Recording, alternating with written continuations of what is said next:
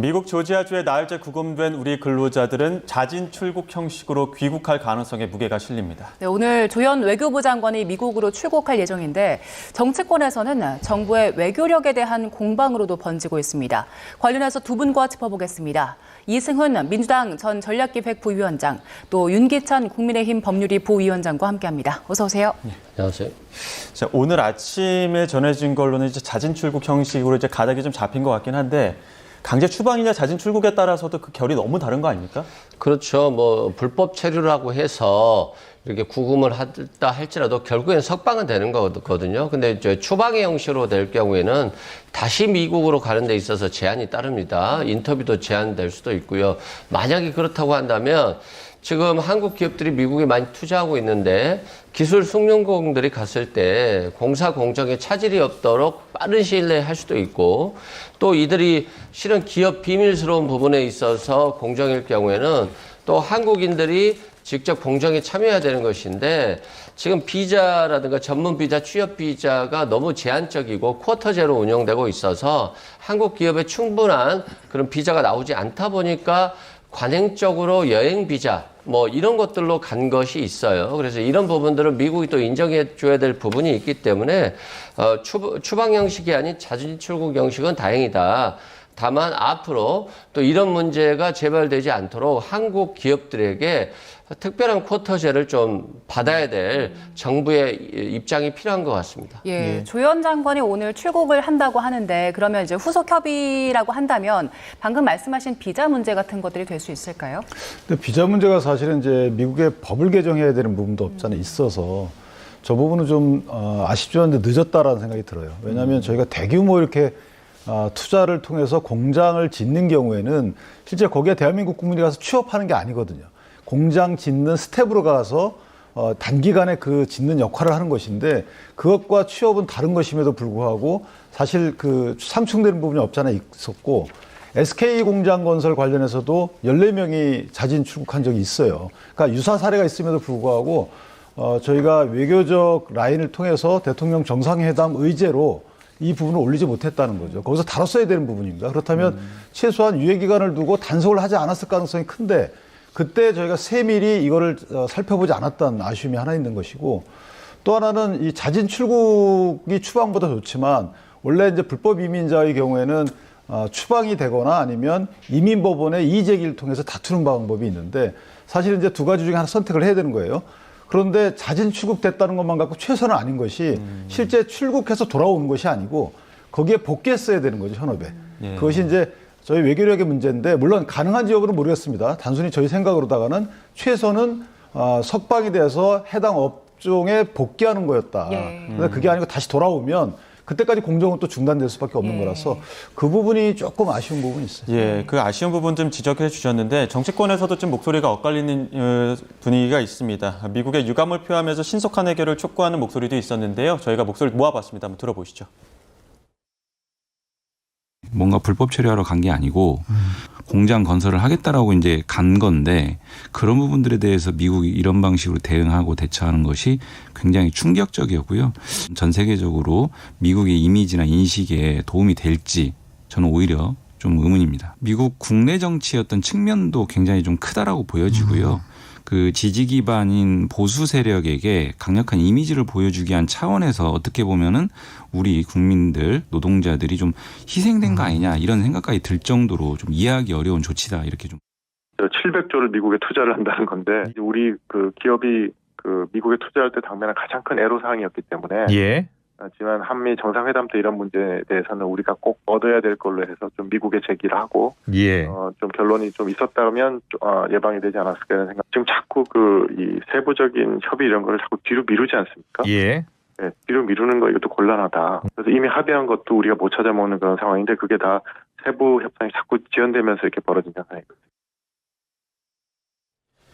지금의 어떤 대응을 차치하고라도 좀 예방적 차원의 좀 조치는 있었어야 되지 않느냐 이런 아쉬움이거든요. 어떻게 들으셨습니까? 그렇죠. 뭐 윤석열 정부에서도 실제 비자 관련해서 많은 요청이 있었다라고 합니다.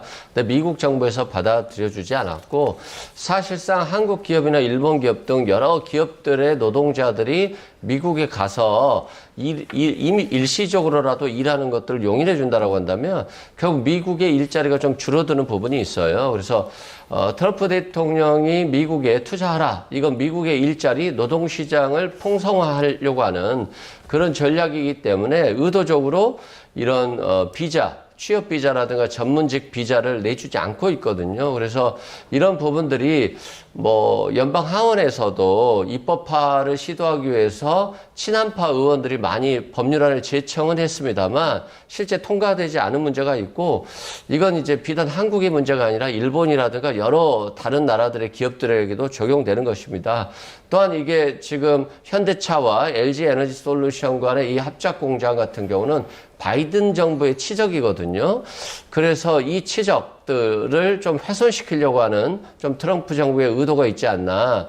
그리고 조지아주 같은 경우는 계속해서 뭐 민주당 주지사 그리고 다시 또 공화당 왔다 갔다 하면서 굉장히 지금 어려운 정치 지형을 갖고 있어요. 그래서 이걸 트럼프 대통령이 의도적으로 좀 공화당 정부가 더 많은 표를 얻기 위해서 일자리를 늘리고 있다라고 하는 홍보 효과용으로 이런 좀 번복이용으로 이런 행동을 했을 수가 있는데 그러한 지금 한미 정상회담 끝나자마자 이런 일이 벌어졌기 때문에 굉장히 우려의 목소리가 크고 오늘 일본 이시바 총리도 사퇴를 했던데 사실상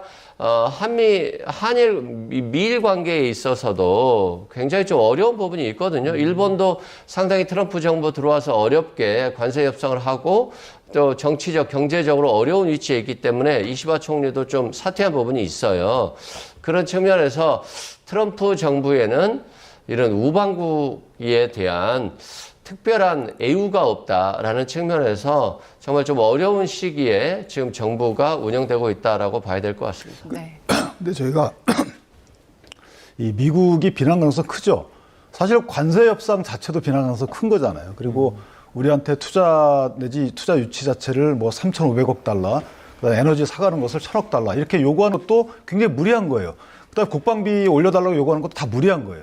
그러니까 이거를 어떤 가치 기준으로 저희가 평가할 수 없는 겁니다. 그 나라대로 움직이는데 부당하죠. 그런데 우리나라 입장에서 보면 이걸 최대한 해칭을 해야 되는 것인데 그래서 문서화하지 않은 부분도 문제가 있는 것이고 저희가 정상회담을 할 때 그다음에 이런 문제 제기도 사실은 거기서 뭔가 얻어냈어야 된다는 아쉬움이 있는 겁니다. 물론 어떤 논의를 했는지 저희가 알 수 없지만 그리고 앞으로 세부적인 아까 김건희 의원이 말했지만 그럼 앞으로 이게 첩첩산중입니다. 예. 쌀 개방 문제가 있고 그다음에 뭐 축산물 개방 문제 이런 것들이 있잖아요. 우리는 또 이미 합의가 됐다고 보지만 미국의 저런 태도를 비춰볼 때 또 나 몰라 이렇게 할 수도 있는 거 아니겠어요? 이런 부분들을 그럼 문서화할 수 있는 거 이런 것들을 지금부터라도 이제 같이 추진해야 된다. 그거 한 반면교사를 삼아야 되는 것인데 이 지금 미국의 태도에 대해서 비판만 하고 비난만 해서 끝날 것이 아니고 그런 미국의 태도를 미루어 앞으로 우리는 어떻게 해야 될지에 대해서 정부가 조금 더 세밀한 검토가 필요하지 않을까. 물론 야당도 협력해야 되겠죠. 네. 예. 말씀하신 대로 지금의 이제 환경을 좀 봤을 때 미국 중간 선거도 앞두고 있는 상황이고 트럼프 대통령은 그 반이민 정서를 굉장히 잘 이용하는 사람이기 때문에 앞으로도 같은 문제가 또 반복되지 않을 뭐 보장이 없잖아요. 그러면 관세 협상 아직 우리가 구체적인 그 안은 확실히 확정되지가 않은 상황인데 여기에도 좀 영향이 있을까요? 아무래도 영향은 좀 있을 것 같습니다. 다만 지금부터는 이제 우리 이재명 정부가 유능하냐의 문제인 것 같아요. 지금 문서화를 해주지 않는다. 이것들은 실은 한국 정부가 문서화를 바라지 않지는 않을 거 아니겠습니까? 그래서 문서화를 바라는 건 한국 정부가 마찬가지고 그럼에도 불구하고 트럼프 대통령과 트럼프 행정부가 시간을 끌면서 더 많은 것들을 요구하고 더 많은 것들을 뺏기지 않으려고 하는 것 같아요. 일본 같은 경우도 실은 자동차 관세 협상을 15% 했는데 너희들은 기존에 2% 더 있었잖아. 그러니까 너희들은 17%야. 라고 해서 또 일본이 좀 당황한 적이 있었거든요. 근데 이제 15%로 조정은 됐습니다만 관세 협상 과정에서 타결된 부분들이 현실적으로 아직 집행이 안 되고 있는 부분이 있어요. 한국 자동차 관세도 지금 15%로 하기로 합의는 됐습니다만 기존의 잠정적이었던 25%가 그대로다. 라고 하는 아직 마무리가 안 된 부분이 있어서 신속히 이런 것들을 해야 될 것 같고 또 강경화 장관 같은 경우도 지금 준비대사로 지금 지명이 됐는데 아직 임명장을 받지 못하고 한 달째 미뤄지고 있거든요. 이것들이 마치 대한민국 정부를 좀 길들이려고 하는 거 아니야? 라고 하는 것이고, 그렇다고 해서 인도나 브라질처럼 미국 정부와 각을 세우면서 중국, 러시아와 함께 갈 수 없는 부분이 있어서 좀 어려운 부분입니다만, 이것도 결국에는 이재명 정부의 유능함을 보여주는 것이기 때문에 유능함을 보여주려고 한다면 지금 최선을 다해서 더 노력해야 될 것 같다라고 생각됩니다. 그 향후 협상은 그렇다 치더라도 지금 당장 우리 한국인들 지금 구금 시설에 지금 구금돼 있는 상황인데 시설 자체가 굉장히 열악해서 또 문제가 되지 않습니까? 이게 아마 이제 세금이 투입되는 부분이 아니고 민간 그 운영업체가 IC라는 그 이민 네. 세관 단속국하고 계약을 체결해서 운영하는 것 같아요. 그러다 보니까 다소 좀 그 시설이 불량한 상태인 것 같고, 뭐 위생상 불량을 떠나서 제가 뭐 언급하기 어려울 정도로 예. 그리고 뭐 식사가 제대로 나오는지 모르겠습니다만은 어쨌든 그 안에 갇혀 있는 동안의 생활은 말을 하기가 어려운 정도로 지금 열악하죠. 현장 사진들인 것 같은데 지금 곰팡이도 굉장히 많고 뭐 누수를 비롯해서 지금 그 어떻게 보면은 곰팡이와 벌레 온수도 안 된다는 지금 상황입니다. 뭐 변기에 물도 잘 안 내려가는 예. 경우가 있고 매트리스도 위생 상태가 심히 불량하다 뭐 이렇게 얘기를 하고 있기 때문에 사실 이제 얼른 석방 상태가 돼야 되는 부분이 하나 있는 것이고요. 또 하나는 아까 제가 말씀드린 대로 석방 이후에 뭐 불가피하게 국내로 다시 온다 하더라도 다시 저희가 들어갈 수 있는 트럼프 대통령 방금 속보 보니까 뭐 어느 정도 긍정적인 얘기를 했더라고요. 예. 그러니까 외교적인 어떤 루트를 통해서 이 부분이 빨리 가서 공정을 마무리할 수 있는 이런 정도의 진척된 노력이 좀 필요하지 않을까 이렇게 생각합니다. 예, 저희가 뭐 시설 보여드린 것처럼 굉장히 열악하기 때문에 이 시설에서 치료 지연되고 이러면서 또 숨진 재소자도 있었더라고요. 사실 이 사태 자체가 동맹국에 대한 뭐 초유의 조치이기도 한데 이 사건을 처음 이제 만들게 된 계기가 공화당 정치인이 신고하면서라면서요. 근데 그 신고를 한 이유가 어떤 거였습니까? 그러니까 공화당 정치인이 이제 후보자였고요. 연방 하원 의원은 아닙니다. 근데 이 사람이 아무래도 트럼프 대통령의 아주 그냥 적극 지지자다라고 합니다. 그래서 적극 지지자로서 아니 트럼프 행정부에서 투자를 많이 받았고 이 투자를 받는 것은 미국인들의 일자리를 위한 것인데 너희들은 그만큼 미국에 와서 관세 세금 혜택은 받아놓고 나서 왜 한국인들이 와서 일자리를 차지하고 있냐? 이것을 이제 신고한 것 같아요. 그렇지만 투자기업 입장에서 보면 신속하게 투자를 하고 그리고 공장을 건설을 완료해야지만이 미국인들을 쓸 수 있거든요. 고용할 수 있는 것인데 실은 한국인들처럼 숭늉공이 많고 특히 이번에 배터리 공장이라든가 반도체 공장 같은 경우는 초정밀 공정들이 많아서 숭늉공들이 가지 않으면 상당히 문제가 발생할 수 있는데 미국에서 그런 사람들을 찾기가 쉽지가 않습니다. 특히 조선 같은 경우도 앞으로 한국 기업들이 많이 나갈 것 같은데 미국 조선소에서는 지금 미국이 차지하는 비중 1%도 안 되잖아요. 그만큼 숭늉공이 없어서 사실상 한국의 모든 투자 기업들 그리고 일본이라든가 많은 기업들이 마찬가지 역할을 맡고 있어요. 그래서 지금 트럼프 행정부가 이걸 소극적으로 대처할 경우에는 한국 기업도 저렇게 당했는데 우리나라 기업들도 당하겠네? 최대한 트럼프 대통령 임기 내에 천천히 진행해야 되겠다. 그래서 투자를 최대한 미뤄야 되겠다. 이런 생각들을 가질 수가 있어요. 그래서 실은 지금 이번의 상황이 한국 정부에도 위기이지만 트럼프 정부에는 더 큰 위기일 수도 있습니다. 그래서 트럼프 대통령이 좀 적극적으로 이번 사태를 잘 해결해야지만이 예. 이런 문제를 방지하고 투자를 계속 늘릴 수 있는 것이지 그렇지 않으면 트럼프 정부에도 상당한 타격이 있을 것이다라고 생각됩니다. 예, 근데 이제 애초에 그 영장에 적힌 체포 목표 인물이 중남미 이민자 4명인데 여기에 500여 명의 단속요원 투입되고 투입되자마자 바로 언론 공개하고 이런 것들이 어떻게 보면 기획된 급습 아니냐 이런 이야기도 나오는 것 같더라고요. 저도 뭐 그렇게 생각을 합니다. 왜냐하면 4명에 대해서 영장이 발부가 됐는데 그 4명을 검거하려고 하면 500명이 필요 없잖아요. 예. 뭔가 너무 많은 인원이 투입이 됐고 사실은 검거 목적은 사실 한국인이 아니었나라는 생각이 들고 아까 말씀하신 그런 그 트럼프 대통령의 이민 정책을 추종하는 그 사람, 예. 그 사람은 이제 정치인이기 때문에 이 정치인의 정치적인 목적도 가미돼 있다라는 생각을 해요. 본인이 거기서 또 재출마 의사가 있는 것 같고 이미 예비 후보로 출마한 경력이 있기 때문에 실제 그 사람 입장에서 보면 봐라 나 이렇게 성과가 있었다. 내가 제보해서 이 본인이 공공연히 알렸잖아요. 내가 이렇게 제보해서 당신들의 일자리만큼을 다시 확보하게 했다. 이런 취지에 그릇된 이제 어떤 정치적인 프로파간다를 한 거죠. 이런 부분이 하나 있고 또 하나는 이 그 혐의 영장물과 혐의해 보면 그 4명도 있지만 아마 은닉 혐의도 있는 걸로 예. 보도가 되고 있고 공모 혐의도 있는 걸로 보도가 된 걸로 봐서 이것은 4명의 히스패닉계 불법 이민자를 타겟으로 한 것이 아닌 한국 기업 전체에 대한 어떤 타겟팅이 아닌가라는 생각이 들어서 저는 그런 취지를 볼 때 뭔가 어떤 정치적인 목적이 가미된 건 분명한데 이거는 정치적인 목적인 것이고 저희 국민이 앞으로 공장 증설 과정에서 종사하기 위해서는 원활히 그럼 외교적 노력을 통해서 그 정치적인 미국의 흐름을 얼른 상쇄시킬 노력이 필요하지 않을까 뭐 이렇게 생각합니다. 예. 예. 트럼프 대통령이 밝힌 입장 보니까 처음에는 그 이민 단속국이 이거 자기 할 일을 한 것이다라고 밝혔다가 또 오늘 나온 속보에 따르면 일단 한국과의 관계는 좋다. 그리고 우리는 인력을 교류해야 한다. 그래서 그 해당 분야에 능숙한 사람을 불러들여서 일정 기간 머물게 하고 도움을 받도록 해야 한다라는 입장을 냈거든요. 트럼프 속내가 어떤 겁니까? 일단 트럼프 대통령 같은 경우는 자신이 항상 해왔잖아요. 관세도 많이 받겠다. 이민자 받지 않겠다. 미국의 노동력 창출을 최고의 선으로 보겠다라고 했기 때문에 원론적으로 이민 단속국이 합법적으로 한 행위에 대해서 비판적인 입장을 내기는 어려웠을 겁니다. 그런데 현실적으로 보면 앞으로 엄청나게 많은 나라들이 미국에 투자해야 되잖아요.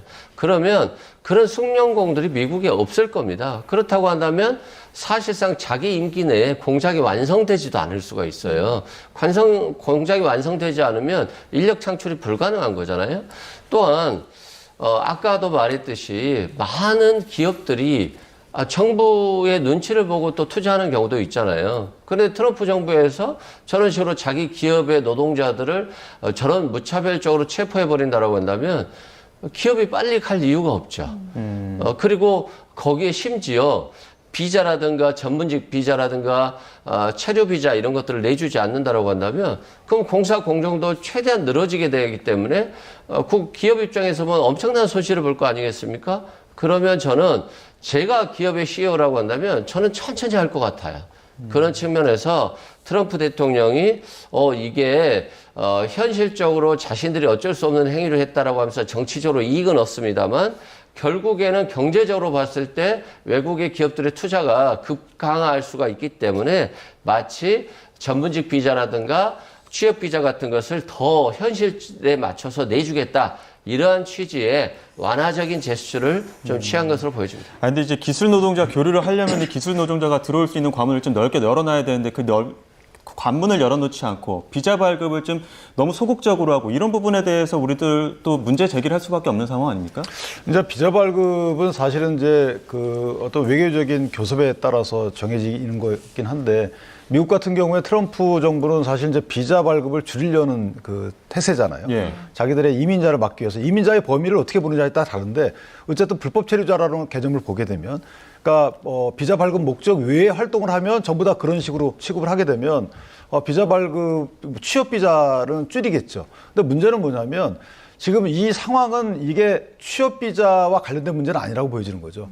이 공장이 완공된 뒤에 그 각 공장에 투입되는 근로자를 한국인 근로자를 채용한 게 아니거든요. 예. 공장을 만드는 과정에서 그 한시적인 근로자 채용이거나 역할인데 이걸 뻔히 알면서도 불구하고 예. 저렇게 했다는 거는 해당 조지아주 내에 마치 이게 한국인들이 영속적인 취업을 한 것처럼 소문이 났거나 그래서 액션을 취해서 그게 아니고 실제 이 사람들은 단기적인 어떤 공정만 책임지는 사람들이다라는 것을 알려줘야 될 필요성이 있었거나 예. 왜냐하면 트럼프 대통령 입장에서 보면 다시 한번 투입하겠다는 거잖아요. 그러면 다시 국내로 들어왔다가 다시 들어가게 되면 실제 그게 어떤 의미가 있을까?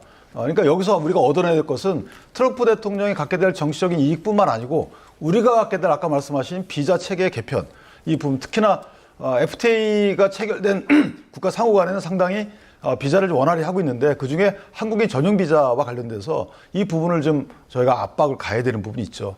마침 상원 의원은 최초로 한국인 당선된 앤디 김 이분이 법안을 발의했어요.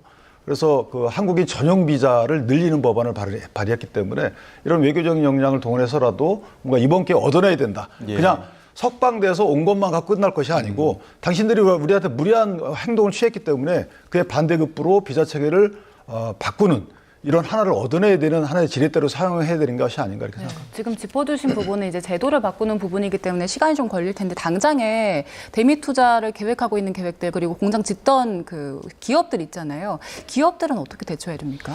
지금 기업들 입장에서 보면 최대한 출국을 미뤄야 될 것 같아요. 그리고 외국에 체류하는 그런 기업 노동자들도 최대한 꼭 불필요하고 정말 필수 요원이 아니다라고 한다면 한국으로 지금 복귀시켜야 될 상황인 겁니다. 그게 지금 현실적인 상황인데 그렇다고 한다면 지금 미국에서 공사 공정들이 엄청나게 지연될 수밖에 없고 그러면 그만큼의 많은 경제적인 피해가 한국에 돌아오는 거거든요. 그래서 지금 이번에 한미 정상회담에서 대한민국 정부가 정말 엄청나게 많은 인맥들을 모두 다 동원해서라도 하겠다라고 하면서 비서실장까지 가지 않았습니까? 그만큼 이번 사태 그리고 앞으로 벌어질지도 모르는 그 사태를 예방하기 위해서라도 정말 이 부분에 대해서는 최대한 올인해야 될 것 같고 일본 기업도 있고 여러 가지 기업들이 있습니다만 한국 기업들이 가장 먼저 최혜국 조치를 받을 수 있도록 이 비자 쿼터제 문제는 해결될 수 있도록 노력해야 될 것 같습니다. 국내 정치 상황도 좀 보겠습니다. 조직 개편안, 정부 조직 개편안이 확정이 됐는데 일단 검찰청 폐지와 기재부 분리 두 가지가 핵심입니다. 간략하게 두 분 총평부터 들어볼까요? 저는 기재부 같은 경우에는 반복돼 왔던 거기 때문에 실제 그런 관점의 문제라고 봅니다. 물론 예산과 재정에 대해서 대통령의 힘이 더 미칠 수 있도록 개편된 부분은 우려할 부분이 있어요. 예산과 재정, 특히 예산 문제는 실제 대통령 입장에서 보면 대통령도 정치인 한 사람이기 때문에 뭔가 많이 쓰려고 할 것이고 이거를 그동안 전체적인 균형 잡힌 시각에서 이걸 통제하거나 억제했던 부분은 직업공무원인 기재부였거든요. 근데 이런 이제 견제책이 없어진다는 거죠. 그러니까 정치적으로 많이 쓰려고 하는 그런 분과 고관 지키는 기재부의 어떤 억제와 이 균형이 무너질 수 있기 때문에 그 부분은 좀 염려가 됩니다. 그런데 검찰청을 폐지하는 이 부분은 어떤 면에서 보든지 저는 이해가 안 되는 부분이 있어요. 왜냐하면 검사들 입장에서 보면 내 집이 없어졌네라고 해서 검사들 관점에서 보면 이거는 문제가 있다라고 어떤 이기적인 의사표를 할 수 있겠지만 실제 기능적인 측면에서 보면 폐지할 이유가 전혀 없는 거죠. 이 폐지는 수사권을 없애는 걸 전제로 하는 거잖아요. 그러니까 검찰 수사권은 2차 수사권입니다. 이 말은 뭐냐면 기존에 했던 수사기관의 수사를 견제하거나 통제하거나 시정하는 수사권의 역할이에요. 또는 정치 권력에 소위 말하는 있는 사람들에 대해서 그 수사를 담당하는 이 두 가지 기능을 하는데 두 가지를 없앤다는 거잖아요. 정치인을 향한 수사권을 무력화시킨다. 본인들이 이해관계가 있으니까 저는 그것까지 이해할 수 있어요. 잘못된 거지만. 그런데 기존의 수사팀의 잘못된 수사 또는 안 하는 수사, 부실 수사를 통제하고 견제하고 시정한다. 이 부분을 없앤다는 거. 이거는 국민께 치명적인 거예요. 그래서 이 부분에 있어서만큼은 문제가 있다. 자기들한테 오는 칼끝을 무디게 하거나 다른 데로 돌리고 싶어 하겠죠. 그 부분을 위해서 98%의 국민들이 희생당하는 이런 개혁을 한다. 계약을 한다. 저는 이건 납득하기 어려운 겁니다. 자, 똑같은 논리로 볼까요? 특검은 왜 기소권과 수사권 같이 갖고 있죠? 공수처는 왜 기소권, 수사권 같이 갖고 있죠? 그러니까 남들을 향한 수사, 이거는 그냥 어떤 힘을 많이 실어주고 나를 향한 수사의 칼날은 무디게 하고 자, 이런 본인들끼리의 파워게임은 그렇게 하라고 하고요. 그런데 국민을 향한 수사기관의 부실수사, 남용수사, 없는 수사 이런 것들에 대해서는 왜 통제할 수 있는 그 권한을 없애냐. 이 부분은 저희가 심각히 고민할 부분이다. 특히 이재명 대통령께서 여당의 말을 안 듣는지 안 듣는지 모르겠지만 이 부분은 법안에 대한 거부권 행사 여부를 고민하실 때 심각히 고민하셔야 돼요. 예, 간략하게 총평부터 일단. 네, 검사들이 법무부에서 검사 활동을 하든 중수청으로 가서 FBI 수사관처럼 수사를 하든 똑같다라고 봅니다. 단지 그냥 검사 배지를 달고 있느냐, 수사관의 배지를 달고 있느냐, 이건 그냥 개인적인 문제이기 때문에 행안부로 가는 것 자체는 큰 의미가 없다라고 생각되고요. 그리고 검찰은 국민의힘은 수사 안 하고 민주당은 수사한다라고 하는 전제에 대해서 이제 비판을 하는 거잖아요. 그렇기 때문에 검찰이 지금 문제가 있었던 거고요. 마찬가지로 그러면 행안부로 가면 FBI가 탄생했을 때 민주당의 수사를 안 하느냐? 수사는 다 하는 거예요. 그렇기 때문에 수사를 안 한다라고 하는 것 자체는 말이 안 되는 거고요. 다만 보안 수사권 문제는 좀 다른 것 같아요. 우리가 경찰이 수사하고 나서 검찰에 올리면 검사 입장에서는 경찰이 수사한 걸 보는 거잖아요. 검토하는 입장이기 때문에 남이 잘못한 게 잘 보입니다. 그래서 다시 한번 검토하고 부족한 부분을 챙길 수가 있고요. 또 사람이 일을 하다 보면 일이 싫어질 때가 있어요. 일이 너무 많다 보면. 그러면 대충 수사할 수가 있습니다. 이걸 갖다가 검찰의 보안 수사권을 통해서 이 부분이 수사가 안 됐으니까 수사해라. 라면서 확인이 된 다음에 기소하거나 불기소하는 거거든요. 그래서 보안 수사권 문제는 굉장히 중요한 문제예요. 그래서 이걸 폐기하기는 쉽지 않을 것이다. 그리고 필요한 문제인데 만약에 보안 수사권이 정말로 없어진다라고 한다면 마치 그 경찰이라든가 공소청에서 기소를 안 했을 때 억울한 피해자가 발생한다면 사인소추주의가 들어와야 될 수도 있거든요. 보안 수사권 폐지에 따른 보완 대책이 필요합니다. 그래서 이 보안 수사권 문제는 앞으로 심각한 문제가 되고 신중한 문제가 될 것 같고 이 부분은 아직 1년이라는 기간이 있기 때문에 이재명 정부에서 저는 국민들의 의견 수렴과 국민의힘과 각 부처의 의견 수렴을 통해서 잘 해결할 것을 보고 있습니다. 예, 두 분 모두 2차 수사권, 보안 수사권 말씀해 주셨는데요. 여기에 대해서 노만석 검찰총장 직무대행도 관련 발언을 했습니다. 함께 듣고 오시죠. 헌법에 명시되어 있는 검찰이 법률에 의해서 지금 개명당할 위기에 놓였습니다. 하지만 이 모든 것이 우리 검찰의 잘못에 기인한 것이기 때문에 저희들 그 점에 대해서는 깊이 반성하고 있습니다. 그리고 또 향후에 검찰개혁 방향에 대해서 세부적인 방향이 진행될 것인데 그 세부적인 방향은 국민들 입장에서 설계가 되었으면 하는 바람입니다. 예. 그리고 보안수사권 존폐 논란도 예상이 되는데 좀 입장이 있으신지요? 예, 그것도 충분히 앞으로 진행되는 과정에서 저희 검찰도 입장을 내도록 그렇게 하겠습니다. 네, 일단은 국민들 입장에서 설계가 됐으면 좋겠다라고 강조를 했고요. 그 보안 수사권 관련해서는 아직 그 법무부 그리고 여당의 이견이 좀 있는 상황이잖아요. 계속 논의 이어가는 겁니까? 저건 아마 보안 수사권은 없애지 못할 거예요. 왜냐하면 저희가 이제 어쨌든 경찰이 수사해서 송치한 이후에 검찰이 보안 수사를 못하고 바로 기소를 해요. 그러면 기소한 이후에는 수사가 안 됩니다.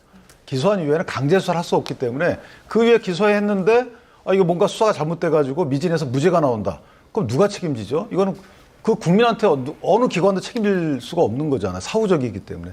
그래서 보안 수사권은 없앨 수가 없는 거고 저는 개인적으로 보안 수사권은 뭐냐면 경찰 등 중수청 경찰이 수사해서 넘겨요, 검찰로. 그러니까 송치한 사건이 혐의가 있다고 송치한 사건에 대해서 뭔가 보완해라라고 할 때 보안 수사권이에요. 그런데 더 중요한 것은 재수사입니다.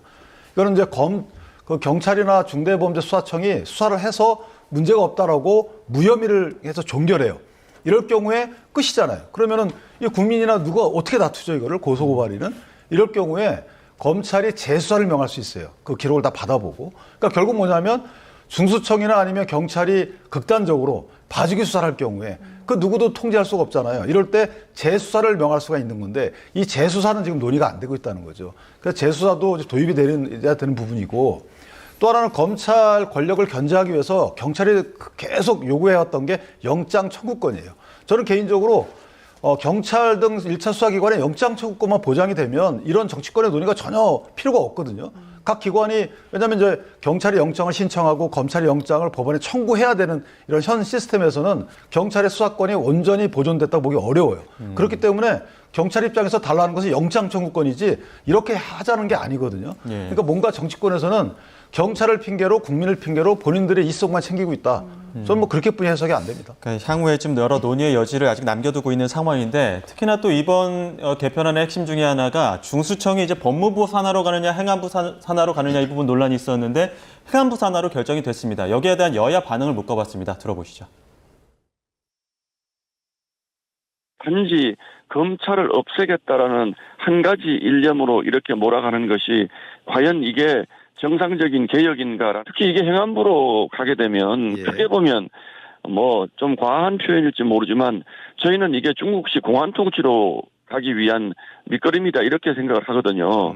이게 행정부 안에 검찰이 완전히 이제 예속이 되는 것이고 지금도 검찰이 법무부 안에 있습니다만은 검찰 수사가 그래서 정치 권력으로부터 독립성을 유지하기 위해서 검찰총장 임기도 보장하고 또 검찰 독립이라고 하는 것이 수십 년 동안 우리 국민들이 이거는 굉장히 지켜야 될 중요한 가치로 생각해왔던 부분들인데 그러니까 법무부에 만약에 중수청이 간다면 이것을 수사와 기소의 분리라는 대전제에 맞지 않다. 이런 이제 의견들이 다수였고요. 국민들을 중심에 놓고 이런 과도한 권력 집중으로 국민들이 피해를 보는 일이 없도록 하는 것이 다음번 검찰개혁의 중요한 과제다 이렇게 생각합니다. 그래서 행안부나 경찰의 과도한 권력을 민주적으로 통제할 수 있는 방안 이런 것을 마련을 해서 다음 단계로 저희들이 철저히 토론하고 대책을 마련하겠다라는 말씀드립니다. 지금 중수청이 이제 행안부 산하로 들어오면서 행안부가 너무 비대해졌다 이런 이야기, 이런 지적이거든요. 여기에 대해서는 어떻게 보십니까? 저는 이제 비대해지고 뭐 그런 관점을 떠나서 행안부로 수사기관에 가는 거가 체계에 안 맞는 거예요. 그러니까 지금 행안부에 국가수사본부가 있거든요. 이 국가수사본부가 행안부에 있는 것 자체가 이상한 겁니다. 왜냐하면 행정안전부잖아요. 여기는 경찰이 있는 건 맞아요. 치안을 담당하는. 이거는 범죄 예방, 진압. 이거는 그 행안부에 있어야 되겠죠. 그런데 경찰 중에서도 수사경찰이 국가수사본부 등 수사경찰이 행안부에 있는 것 자체가 언밸런스인 거예요.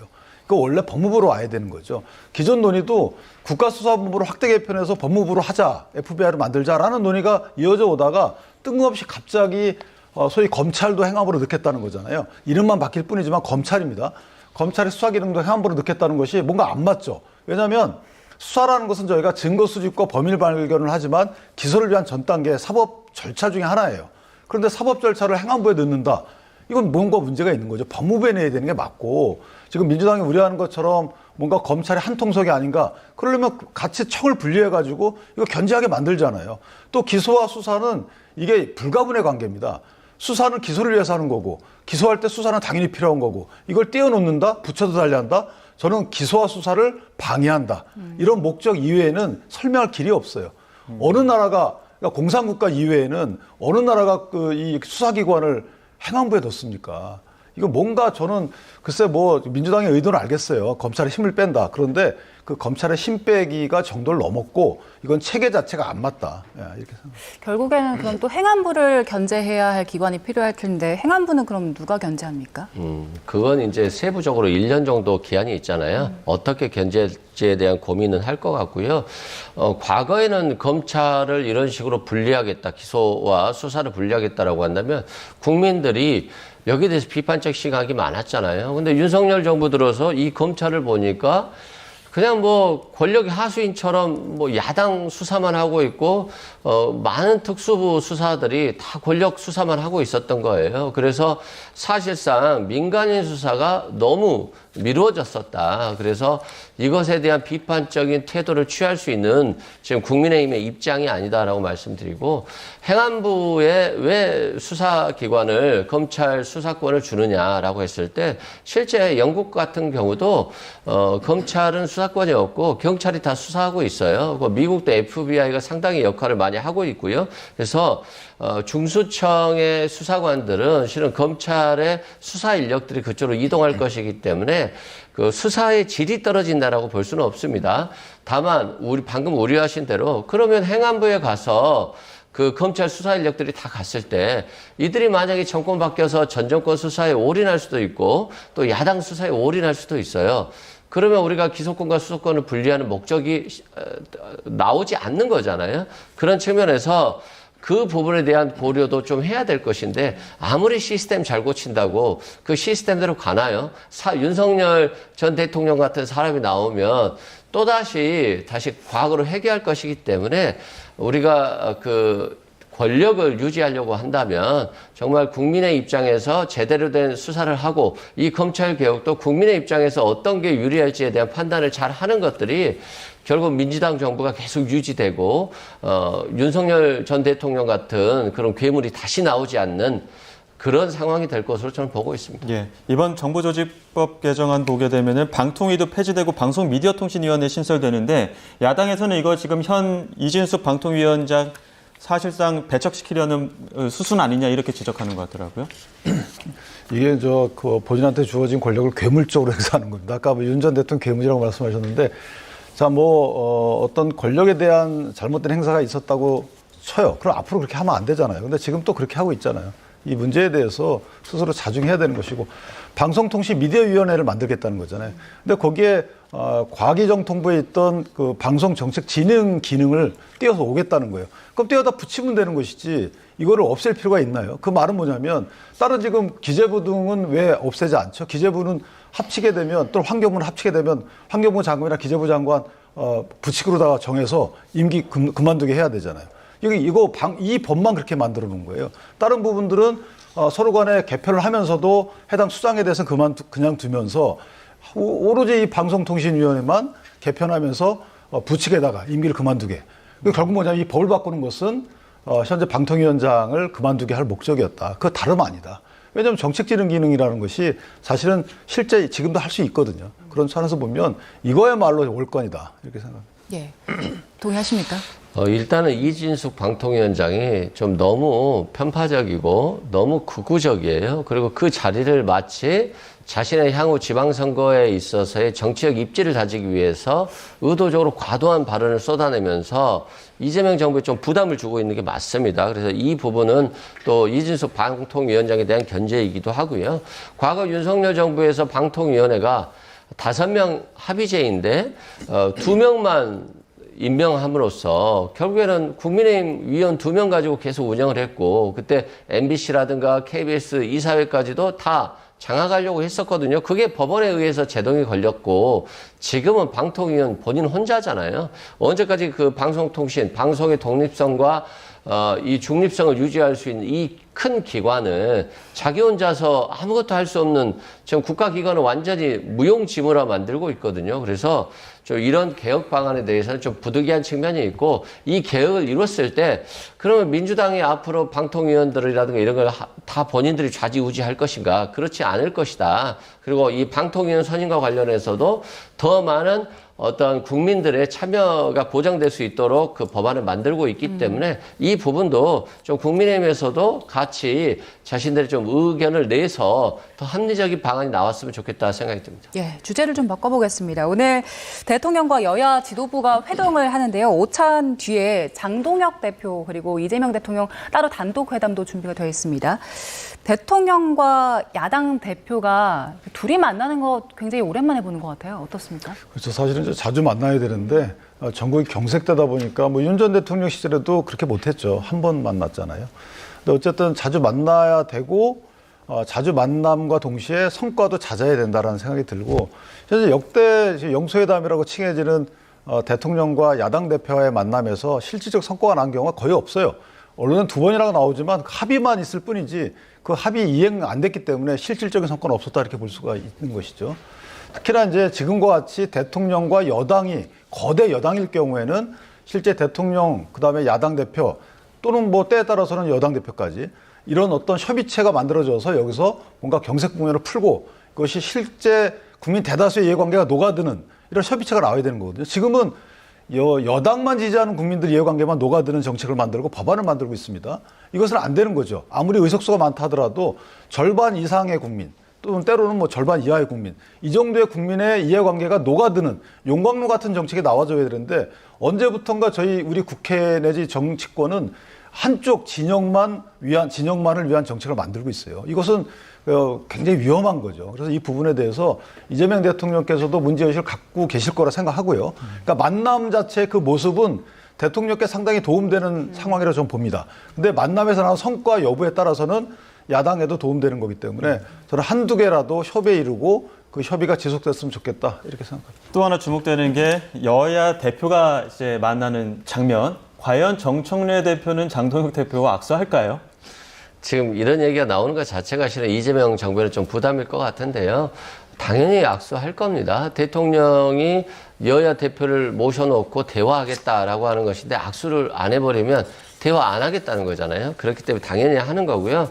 다만 이제 오늘 그 대화에 어떤 협치의 결과물이 나오기는 쉽지 않을 것 같아요. 지금 윤석열 전 대통령과 김건희 씨에 대한 수사가 이루어지고 있고 또 이들이 구속되어 있고 특검 수사는 계속되고 있기 때문에 야당 탄압이다라고 하는 것을 강조해야 될 입장이고, 또 장동혁 대표가 약간 극우 강성 지지자들의 표에 의해서 당선된 사람이기 때문에 실제 대화를 주고받으면서 뭔가 결과물을 만들어냈을 경우에는 뭐 당신 이재명 정부와 싸우겠다더니 그냥 바로 협의하고 왔네 이런 비판을 받을 수가 있어서 결과물이 나오기는 쉽지 않겠습니다만 대통령 한미 정상회담 결과라든가 이번에 그 조지아 사태라든가 이런 것들에 대해서 설명하면서 야당의 협조를 구하는 그런 모습이 지금 협치의 출발점이 될 수 있어서 저는 대통령께서 결과물이 나오지 않는다 할지라도 자주 대화를 통해서 협치의 물꼬를 텄으면 좋겠다 생각됩니다. 예, 알겠습니다. 여기까지 듣겠습니다. 지금까지